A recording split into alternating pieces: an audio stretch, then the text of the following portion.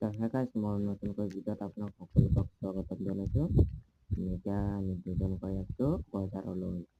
ভণ্টি আৰু মই আৰু আজি দেওবাৰ দিন আজি বজাৰলৈ ফুৰি আৰু মাছ কেইডোখৰমান আনি ভণ্টিজনী গেছ কৰি আছে তাইজনী আৰু এতিয়া আমি যাম মানে গেছখন বহিম আহি মাংস লৈ আহিম। মাংস লৈ অহাৰ পিছত বনাম খাম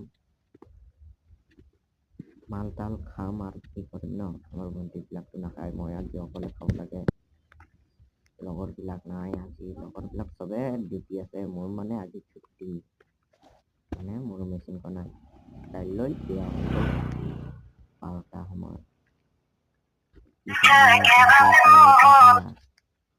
গেছখনটো আৰু অলপ ধৰি লওঁ, মই ক'লো মইতো ধৰি লওঁ, মই গোটেই ৰাতি মেচিন চলাই আহিলোঁ আৰু বজাৰ যাবলৈ মন নাছিল, তই এইখিনি কৰি আছোঁ।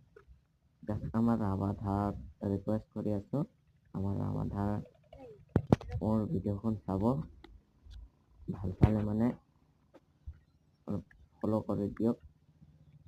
মই ৰাভাধাৰ ডাইলগখন মই আপোনাক শুনাব বিচাৰি আছোঁ।